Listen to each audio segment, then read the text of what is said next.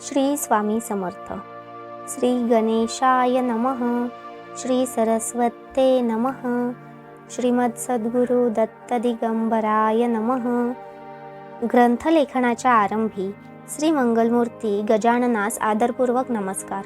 मंगलमूर्ती श्री गणरायांच्याच कृपेने चैतन्य स्फूर्ती योग साधला जातो. ब्रह्मा, विष्णू, महेशादी सर्व देवच काय तर राक्षस आणि मानवही मनोभावे त्या स्पंदन करतात. जगद्वंद्य अशा मंगलाचेही परम मंगल असे त्यांचे सुमंगल ध्यान. ज्यांच्या नित्यस्मरणाने स्वप्नातही कधी अमंगल झाल्याचा अनुभव येत नाही. हे श्री मोरया 14 विद्या 64 कला केवळ आपल्या कृपेनेच सर्वांना प्राप्त होतात. संसार व्याधीतूनही सहज सुटका होते. श्रींचे अत्यंत शांत सुंदर रूप, मस्तकावरील गंडस्थल शोभायमान, ज्यातून अद्वैत ब्रह्मज्ञानाचा निर्मळ स्त्राव पाझरतो. सदा सर्वदा प्रसन्न वदन श्री गणनाथ मूर्ती भक्तजनांना सुफले देऊन सुखवित असते. चैतन्य रत्नांचे विपुल अलंकार लेऊन भाळीच्या चंद्रमाने प्रकाशमान आणि ज्यांचे लंब उदर ज्ञान मोदकाने विशाल होत नित्य तृप्तीने भरलेले असते, असे श्री मोरया सूक्ष्मात सूक्ष्म आणि तरीही महत महाकाय असतात. काळावरही त्यांची अधिसत्ता चालते. वेळ कुरतडणाऱ्या काळ रूपातील मूषकालाही वाहन बनविणाऱ्या हे गणाधीशा मूषक वाहन हे नाम आपणासच शोभते. भल्या थोरल्या दोनही कानांतील भूषणे म्हणजे पूर्वोत्तर मीमांसा होत जणू. पूर्वोत्तर मीमांसा म्हणजे पूर्व व उत्तर मीमांसा. पूर्व मीमांसा जैमिनीकृत कर्मकांडांचे विस्तृत विवेचन आहे, तर उत्तर मीमांसा व्यासकृत उपनिषद तत्वज्ञान ज्ञानमार्गावरील सखोल भाष्य यावरील मीमांसा. तत्वज्ञानाची सखोल उकल. 4 हात म्हणजे धर्म, अर्थ, काम आणि मोक्ष असे चतुर्विध पुरुषार्थ जसे 4ही वेद आपल्या मुखामध्ये सुशोभतात. हे एक तत्व म्हणून एकदंत. त्यांच्या हाती परशु दिव्यतेने झळकतो. परमानंदमुक्त शुंडा झेलत ते स्वात्मसुखात सर्वदा डोलत असतात. कंठी उपनिषदार्थ प्रकाश आहे. निज स्मरणाचा अंकुशही साजिरा आहे. त्यांच्या चरणी असलेले सद्धर्मांचे नुपूर गरजू लागताच पाखंड मताचा नाश होतो. ते स्वच्छंदे तांडव नृत्य करतात. ते अखंड वक्ते आहेत. अशा या श्री गणराजांसमीप ज्ञान विज्ञानरूपी सिद्धिबुद्धी नित्य तिष्ठित असतात. हे श्री गजानन, हे रम, लंबोदरा, विघ्नांतका, सर्व विद्यांच्या सागरा, हा ग्रंथ सिद्धीस नेऊन विस्तारपूर्वक पूर्ण करा. अशा प्रकारे श्री गजानन स्तवन केल्यावर ते प्रसन्नवदन होत म्हणाले, प्रिय भक्ता, तुझा ग्रंथ निर्विघ्नपणे सिद्धीस जाईल. आता देवी भगवती सरस्वतीचे स्मरण करूया. जिच्या योगे अंतःकरण वृत्ती स्फुरते, जिच्या स्मरणाने जड मूड अमूढ होतात, मुक्यांना वाचा येते, सारासार विवेक बुद्धी जागृत होते, जी माया शब्दांच्या आत आहे आणि बाहेरही सर्वत्र व्यापून आहे आणि निरंतर स्थापितही, मूलतः निशब्दत्व असूनही ते न मोडता योग्य अर्थाचा विस्तार करते, ती मौन्य स्वरूप आहे. तरी ते मौन्य न मोडता शब्दांमधील खरा शब्दार्थ स्पष्ट करते. या प्रकारे तिचेच सामर्थ्य या ग्रंथात चालते आहे. हे या मायेचे वैभवी स्तुत्य रूप आहे. जे बोल अबोल आहेत ते बोलून दाखवते. बोलूनही तिचे ते बोलणे दाखविता येत नाही. तिला कोणी वाचू शकत नाही, तरी जी सर्वांच्या औदासीन्यतेला दूर करते, तिच्या ठाई शुद्ध भाव ठेवला तर ती तुम्हास निरंतर संतुष्ट करते. वाचा, वाचन आणि वाचकता या तिन्ही भूमिका या वाग्देवतेच्याच असल्यामुळे हे कवित्व आम्ही केल्याचा कसलाही अहंभाव तिने सबीज उडविला आहे. अशी प्रसन्नता आहे या जगतमातेची. ज्या प्रकारे कामधेनूसमोर तृण ठेविले, रत्नकारापुढे का चरविली, कुबेराला कपर्दीप समर्पण केले, सूर्यापुढे दिवे लाविले आणि चिंतामणीजवळ शिंप ठेविले, तर ते कसे दारिद्र्याप्रमाणे होय, तशी माझी मंदवाणी हे सरस्वती जगदंबे तुझे स्तवन करू पाहते आहे. हे वाग्विलासिनी, ब्रह्मा, विष्णू, महेशादिकही तुला वंदन करतात. शेषाला सहस्त्र जिभा असतात, पण त्याने केलेल्या अजस्त्र वर्णनानेही तुझ्या चतुरस्त्र गुणांचा पार कदापि लागणार नाही. अशा प्रकारे जगज्जननीचे वर्णन करून श्री गुरु लीला वर्णनाकडे वळू पाहताच ती शब्द देवताच शब्दरूप धारण करून सद्गुरु वैभव गाऊ लागली. ओम नमः श्री सद्गुरुनाथा स्वामी समर्था. अनादी कालापासून केवळ आपणच पूर्व ब्रह्म स्वरूप आहात. आपल्यासारखा कुणी दुसरा नाही. परब्रह्म अधिष्ठान आपणच होत. समस्त जगताला आपलाच आधार आहे. श्री गुरु, परमगुरु, परात्पर गुरु, दत्तात्रय, ऋषीमुनी योग, भक्तजनांचेही जे ध्येय असे श्री स्वामी महाराजच आहेत. हरिहर ब्रह्मादी साऱ्या देवदेवता, परब्रह्मोपासक हे सारे स्वामींनाच वंदन करतात. ते दिनांचे नाथ, अनंतकोटी ब्रह्मांडाचे नायक आहेत. हे करुणाकर गुरुवर्या, तुमच्याच चरणकमलांचा मकरंद चाखून परमहंस साधुजन आणि मुक्तयोगी तसेच मुमुक्षुजनही आदी सर्वच अखंड परमानंद मिळवितात. हे जगदीशा, दुर्जनांचे निर्दालन, साधूंना पूर्वत्व प्राप्ती आणि धर्म अवनत होत असेल तर त्याच्या संस्थापनार्थ प्रत्येक युगायुगात आपणच अवतीर्ण आहात. वर्णाश्रम कर्मीजनांचे यथाविधी प्रवर्तन करण्यासाठी दशावतार धारण करून वेदोक्त मार्ग व सनातन धर्म आपणच राखला. कलियुगी घोर दुराचरण जागोजागी वाढू लागताच श्रीपाद श्री वल्लभ रूप धारण करून आपण जनमानसास सदाचाराला लावले. पुढे त्या मागोमाग श्री नृसिंह स्वामी रूप धरून नरवेशात येऊन असंख्य जणांना तारले.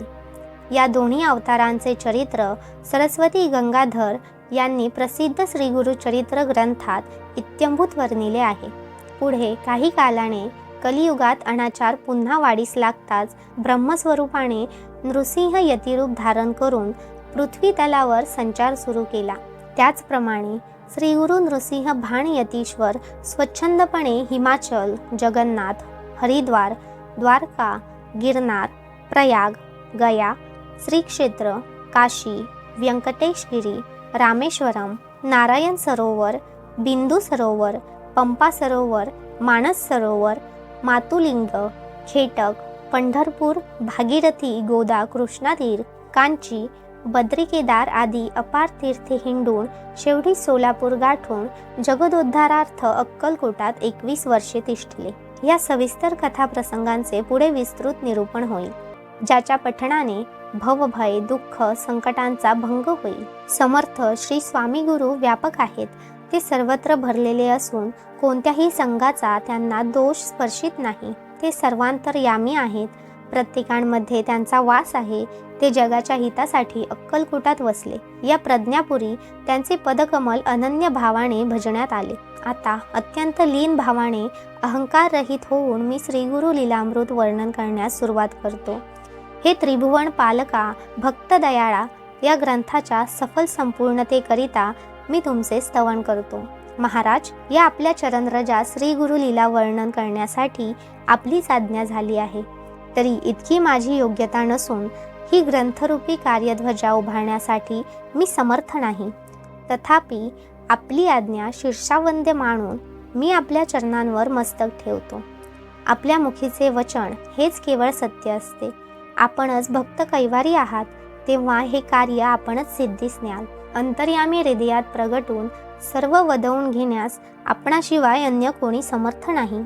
आपण सर्वत्र आहात, साक्षी आहात. आपणच चैतन्य आहात. आपण निर्गुण आहात. आपणच ज्ञान देणारे असून आनंदमय ब्रह्मस्वरूप आहात. लोखंड परिसाला लागताच त्याचे सोने होते, पण परीस हा लोखंडाला स्वतःसारखा बनवू शकत नाही. परंतु कोणत्याही शरणागताला तात्काळ आपल्यासारखे बनविणारे केवळ आपणच आहात. हो महाराज, श्री सद्गुरू म्हणजे अलौकिक स्वरूप.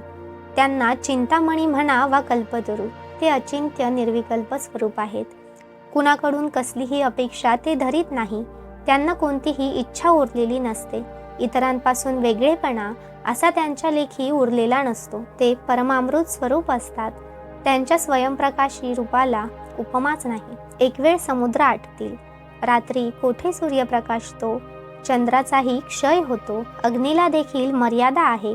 परंतु सद्गुरूंसारखा दीनदयाळ कृपाळू दुसरा कोणी नाही.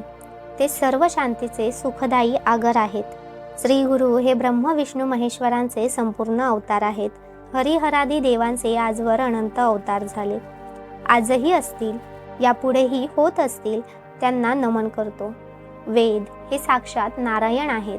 ते अपौरुषेय, स्वतः सिद्ध आहेत, अनादी, पूर्ण, स्वयंभू असे ते विश्वधारक आहेत. वेद, वेदांगशास्त्राशिवाय कोणताही स्वार्थ वा परमार्थ परिपूर्ण होत नाही, अर्थात त्यांना अगत्यपूर्वक वंदिले पाहिजे. वेद वेदांगांचे परमाधिकारी, कर्मयोगी, ज्ञाननिष्ठ, विरागी, यज्ञयाग करते, दया, क्षमा, शांतिरूप असे जे ब्राह्मण ब्रह्मरूपासच प्राप्त झालेले आहेत त्यांना वंदनीय मानावे. वेदमूर्ती, वेदाधिकारी, भूदेव असे जे परमात्मा स्वरूपाला प्राप्त ब्राह्मण असतात त्यांच्या हृदयी नित्य गायत्री तिष्ठत असते.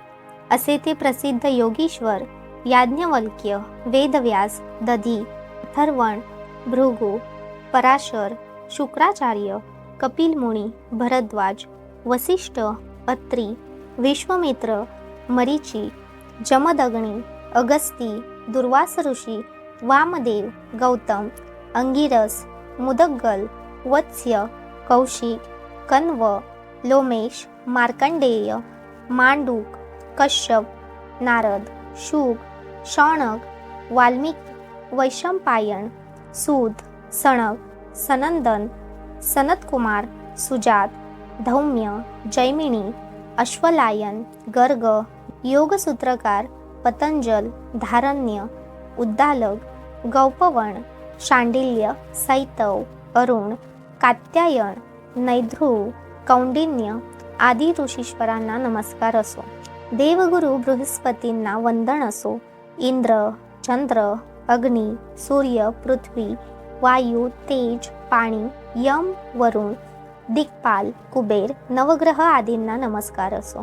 प्रस्थानत्रय, भाष्यकारवर्य, वेदविज्ञान सूर्य, धर्मसंस्थापन जगद्गुरु आद्य शंकराचार्य, श्रेष्ठ संन्यासी पंचदशिकार विद्यारण्य स्वामी, संस्कृत टीकाकार शंकरानंद, श्रीधर, मधुसूदन, श्रेष्ठ कवी कालिदास, भवभूती, जयदेव, कवी आदी विद्वजन पंडित या सर्वांना नमन असो. नवयोगींद्र कवी, हरी, अंतरिक्ष, प्रबुद्ध, पिप्पलायन, द्रुमिल, आविर्होत्र, चमस, करभाजन यांना वंदन असो. मत्स्येंद्र, गोरक्षादी नवयोगी, जपी, तपी, कर्मी, संन्यासी, वैरागी, ब्रह्मचारी, गृहस्थ, वनस्थ, विरक्त, भोगी सर्वांनाच प्रणाम असो. श्रोते, प्राकृत कवी, संत सज्जन, मुकुंदराज, निवृत्तीनाथ, ज्ञानेश्वर, सोपान, मुक्ताबाई, दत्तजनार्दन, एकनाथ मुक्तेश्वर, जयदेव, जयराम, रंगनाथ, रामदास, अमृतराय, दासोपंत, नामदेव, तुकाराम, शिवराम स्वामी, चांगदेव, कान्हा, नरहरी, सूरदास, शिवदीन केसरी, तुळसीदास, देवनाथ, दामाजी पंथ, माधवदास, दादूसूत, रोहिदास, नरसी मेहता, केशवनाथ, मध्व मुनेश्वर, वटेश्वर,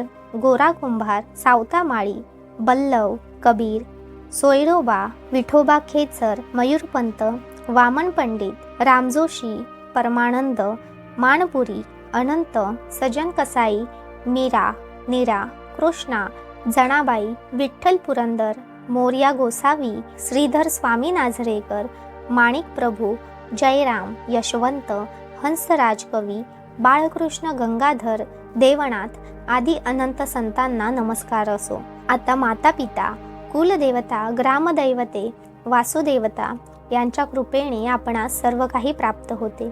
त्यांनाही विनम्र भावे वंदन करतो. दक्षिण प्रांती असलेल्या महाराष्ट्रामधील अहमदनगर निवासी नगरकर वैद्य नामक धारण्य गोत्री यजुर्वेदी ब्राह्मण प्रसिद्ध घराणे. या घराण्यातील माणिक वैद्य हे निष्णात वैद्य म्हणून जगप्रसिद्ध ठरले. त्यांना भट्टवैद्य व मोळेश्वर नामक सुकुमार होते.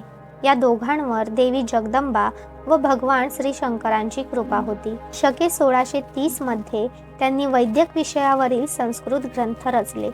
या ग्रंथांपैकी वैद्यामृत हा ग्रंथ मोरेश्वरांनी लिहिला. भटू वैद्यांना 4 मुलगे होते. त्यांतील नारायण हे विद्वान श्रेष्ठ होते. त्यांवर सप्तशृंगी निवासी जगतमाता जगदंबा प्रसन्न होती. वैद्यबुवांचा तिच्याशी संवाद चाले. ती त्यांना औषधे आणून देई. जहागीर मोकासे त्यांना प्राप्त झाले होते. एक साक्षात्कारी पुरुष म्हणून ते ओळखले जात. त्यांचा पुत्र त्र्यंबक कुलदीपक ठरून ब्रह्मज्ञानी झाला. हे वाल्मिक ऋषींच्या स्थानी म्हणजे वाल्मिक ग्रामी राहू लागले. येथे सुंदर वाल्मिक तीर्थ आहे. सध्या याच गावाला वामोरी असे म्हणतात. त्र्यंबक वैद्यांचे वैशिष्ट्य होते की ते दर मंगळवारी सप्तशृंगी आणि त्र्यंबकेश्वर दर्शन व औषध पाणी घेऊन पुन्हा संध्याकाळी स्वतःच्या घरी परतत असत. शिवशक्तीच्या पूर्ण कृपेने हा त्यांचा मार्ग सहज सोपा होत असे. यांचे पुत्र विठ्ठल ज्योतिर्विद्येचे जाणकार होते. विठ्ठल वैद्यांचे पुत्र रावजी वैद्य हे वेदोक्त मार्गी होते. त्यांनी अनेक तीर्थयात्रा केल्या. या रावजींचा पुत्र वामन होय. कौंडन्य गोत्री महादेव तरडे यांचे पुत्र गुंड तरडे. त्यांचे कोलगाव मुक्कामी असणारे चिरंजीव त्र्यंबकराज यांना 4 अपत्ये होती. यजुर्वेदी ब्राह्मण असलेल्या या निस्सीम देवभक्त घराण्यात अहल्या नामे थोर सतीचा जन्म झाला. वामनबुवा वैद्य सुद्धा यांच्याच उदरी जन्मले. त्यांना 3 बंधू भगिनी होत्या. आपले जीवन मंगलमय व्हावे म्हणून पूर्वज व मातापित्यांना वंदावे असा शिष्टाचार असे. तो पार पडल्यावर आता पुढे कुलदेवतेचे स्मरण करूया. आमच्या वंशात त्र्यंबकेश्वर गिरिजाकांताची अपार कृपा राहिली आहे. तर कुलस्वामिनी जगदंबा प्रणवरूपिणी श्री सप्तशृंगी निवासिनी जी योगीजनांमध्येही ध्येय असते तिची आमच्यावर परम कृपा आहे. डाव्या नागपुडीत ब्रह्मस्वरूप इडा, दक्षिण नासिकेतील विष्णुस्वरूप पिंगला, तर मध्ये सुषुम्ना नाडी ही रुद्ररूपात त्र्यंबकी सोहम हंस स्वरूपात विद्यमान आहे. सोहम ते ब्रह्म मी आहे आणि अहम सह मी म्हणजे ते ब्रह्म अशी ती स्वहम हंस स्वरूपता आदिमाता ब्रह्मस्वरूपाशी एकरूप आहे. ती जगदंबा कुंडलिनी शक्ती शिवरूपाला मिळण्यासाठी आज्ञाचक्र ओलांडून त्रिकूट, श्रीहट, गोल्हाहटी पार करते. रक्तवर्णी, श्वेतवर्णी व श्यामवर्णाने युक्त आणि नंतर प्रणव मात्रेच्या अंश नीलबिंदू ते औटपीठ या भ्रमर गुंफा विराजित आहे. त्या 10व्या द्वारी गुरु त्र्यंबक विद्यमान असून परमार्थिक त्यांचे दर्शन प्राप्त करतात. सहज कळावे तर असे पहा. मानवी शरीरात 2 डोळे, 2 कान, 2 नासिका, मुख, गुदद्वार, मूत्रद्वार ही 9 द्वारे, तर सहस्त्रदल कमल किंवा ब्रह्मरंध्र हे दशमद्वार. तेथे श्री गुरु त्र्यंबक दर्शन घडते. योग साधक भाग्यवंत प्राणवायू मार्गाने शरीराच्या आत असलेल्या मूलाधार, स्वाधिष्ठान, मणिपूर, अनाहत, विशुद्ध, तालू, आज्ञा, ब्रह्मरंध्र म्हणजे ललाटाच्या मध्ये असलेले चक्र आणि सहस्त्रार ही 9 चक्रे भेदून दशमस्थानी प्रवेशतात. हेच शिवस्थान किंवा आपला स्थूल देह 17 तत्वांनी घडलेला पंचज्ञानेंद्रिये, पंचकर्मेंद्रिये, पंचप्राण व मन बुद्धी, सूक्ष्म देह आणि या स्थूल व सूक्ष्म देहाचे कारण असणारा पण आपल्या मूळ शुद्ध रूपाचे भान, ज्ञान व अनुभव असणारा तो कारण देह या तिन्ही देहांच्या अतीत असे ते शिवब्रह्म. ओंकाराचा अकार, उकार, मकार या 3 मात्राहून पलीकडे असलेली अर्धमात्रा जिथे त्र्यंबक ब्रह्म प्रकाशित असते. हेच प्रकाशरूप परमात्म्याचे देहातील स्थान कोणत्याही उपाधीविना तसेच शिवाख्य ब्रह्म अनंत आहे. तेथे व्यापक ब्रह्मगिरी मार्ग असून त्यात ज्ञानगंगेचा प्रवाह अखंडित प्रवाही असतो. त्या गंगाद्वारी नित्य स्नान करून याच ब्रह्मगिरीची प्रदक्षिणा देहामध्येच पार पाडल्यावर ब्रह्मस्वरूपाचाच साक्षात्कार होईल. जीव जन्ममरण विरहित कसा आहे ते कळेल. हे कळण्याची अघटित घटना पटवून देण्यात ती महामाया सप्तशृंगी निवासिनी महातत्पर असून उत्पत्ती, स्थिती, प्रलयाचा खेळ ही चित्तशक्तीच खेळते. अनामाला नाम देणे अथवा रूप नाही त्याला रूप देणे, मूळ पुरुषालाच खेळविणे हे या चैतन्य शक्तीचे अद्भुत कर्तृत्व आहे. तुर्या ब्रह्मरूप त्रिपुर सुंदरी भुवनेश्वरी अनंत ब्रह्मांडाच्या उदरी वरचेवरी जात असते. वावरते तरी ती कुमारी म्हणून तिष्ठते. अर्थात ही परमपुरुषाची इच्छा आहे. ती आपल्या खेळात नानाविध ब्रह्मांडे बनविते, मोडते, घडविते. त्या खेळात सकल जीवनांसमवेत शंकर तथा भगवान श्री विष्णू ब्रह्मदेवांसह सकल जीवांनाही नाचविते. कर्म उपासनेच्या पायऱ्या चढून गेल्यास मग हृदयामध्ये विश्वजननी चित्कला ब्रह्मविद्या विकासिनी सर्वसाक्षी स्वरूपात दर्शन देते. अशी ती महामाया सप्तशृंग गडावर 7 डोंगराच्या 7 खंडांच्या रूपात पृथ्वीच्या प्रतिकार रूपात विद्यमान आहे. ही बीजरूप मंत्र देवता अभंग असून सर्वांमध्येच यथासांग तिष्ठत असते. नवरात्रामध्ये नवविधा भक्ती तिजला अर्पण करताना ते भक्त सप्तशृंग शिखरावर वायुवेगाने निशाणे फडकवितात. मुक्त मुमुक्षु साधकांना परमात्म रूपाचे अभेद दर्शन होते. असो, शिवशक्ती कुलदेवतांना प्रेमाने वंदिले तेव्हा आशीर्वाद मिळाला. उदयोस्तु, उदयो अस्तु, निर्भय हो, ग्रंथारंभ कर. नवसाला पाहून कुलदेवतेने जीवनाचे सार्थक केले. व्याकुळता आणि अहम समूळ नष्ट केला. कोणत्याही ग्रंथाच्या आरंभी देवतांना वंदन केले पाहिजे हा सहज शिष्टाचार आहे. त्यानंतर परंपरा, कथन व मंगलाचरण अवश्य केले पाहिजे. म्हणून जे हरिगुरुभक्ती परायण आहेत व सावधान चित्ताने नानाविध भजनी असून अध्यात्म श्रवण करतात अशा श्रोते सज्जनांसही वंदन करूया. श्रोते हो, तुम्ही ब्रह्मविद्येचे माहेर, रसज्ञानपणाचे भंडार, विवेक, चतुर व सत्शास्त्राला ऐकण्यास आतुर आहात. तेव्हा प्रेमाने श्रोते म्हणतात, ब्रह्म हे एकमेवा द्वितीय आहे. मग प्रथम कोणी कोणाचे स्तवन करावे? हे स्तवन आहे की स्वतःच्या आत्म्याचे अनुभव आहे? हा परिपाक आहे की उदाहरण स्वरूप प्रमेय भाव? हा सिद्धांत आहे की अर्थगौरव अद्वैत वैभव आहे? हे गुरुदासा, तुमचे हे बोल निश्चितपणे आम्हांप्रती परमामृत सम मधुर वाटतात. परमार्थ सांगताना श्री गणेश, श्री सरस्वती, श्री गुरुदेव, संत कवी, श्रोते इत्यादिकांना एकत्वाने बसविले. हे येथील मर्यादा विशेष होय. आधीच आम्ही ऐकून आतुर झालो आहोत. आता श्री गुरु लीलामृत पान करण्यासाठी सविस्तर ग्रंथरचना सत्वर चालवावी. श्री गुरु लीलामृत हा अद्भुत गुरुशिष्य संवादरूप श्रुतीशास्त्र संमत ग्रंथ आहे. कर्म, उपासना, वैराग्य, भक्ती, ज्ञान, राजयोग, हठयोग आदी विषयांचे प्रतिपादन महाराजांनी करविले आहे.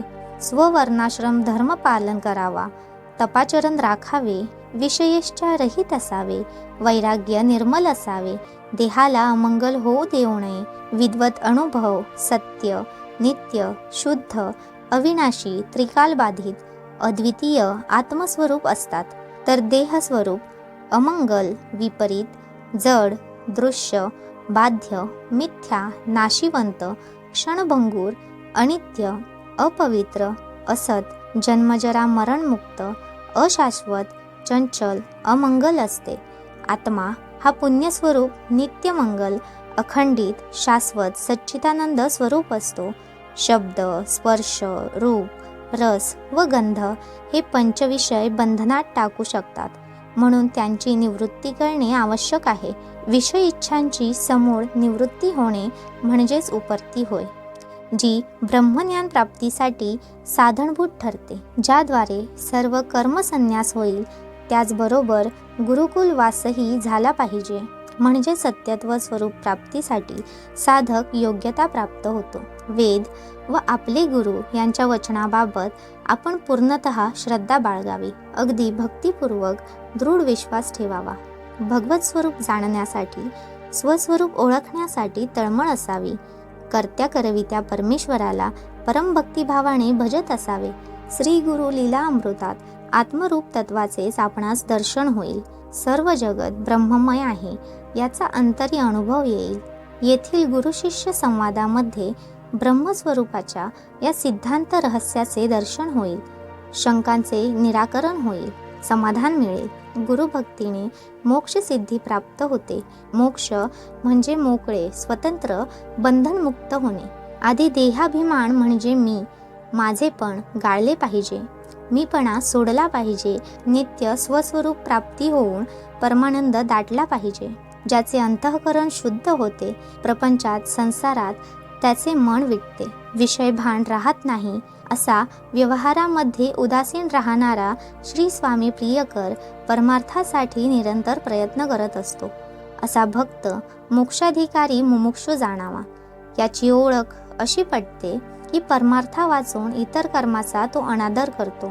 श्रोत्रिय ब्राह्मणिष्ठ श्री गुरुवर्यांच्या भेटीसाठी आतुर राहतो. असा सद्भागी भक्त परमेश्वर गुरु यांच्या अनुग्रहास पात्र ठरतो. या ग्रंथाच्या बऱ्याच भागात परमार्थाविषयीची अशी बरीच रचना वाचण्यात येईल. मूळ संस्कृत ग्रंथातील हा बराचसा भाग प्राकृतात उतरविला आहे. कदाचित काही विद्वजन कंटाळतील, तरीही हे महत्त्वपूर्ण आहे. जसा ऊस बाहेरून काळा पांढरा दिसतो, पण अंतरी सुरस गोड असतो, त्याचा कडवट अनुभव येत नाही. जसे समुद्रात दाट क्षार भरलेले असतात, त्याच समुद्रातून मौक्तिके अमोलिक रत्ने निघतात. मध हा मधमाशीच्या मुखातील असतो, तरीही तो किती रुचकर लागतो. कस्तुरी ही कस्तुरी मृगाच्या नाभीत असते, तरीही ती देवादिकांस प्रिय आहे ना. तसे प्रस्तुत प्राकृत भाष्य वा वर्णन रसिकांसाठी शुद्ध स्वरूपच आहे. असो, आता श्री दत्तात्रय प्रभू परमेश्वराच्या रसाळ जन्म कथा प्रसंगाचे श्रवण करण्यास आपण तयार व्हावे. येथे हा देवता वंदन नामाचा मंगलाचरण स्वरूप वेदशास्त्र पुराणार्थाचे मथित ब्रह्मनिष्ठ वामन विरचित गुरुशिष्य संवाद रूप पहिला अध्याय समाप्त होत आहे. श्री स्वामी समर्थ.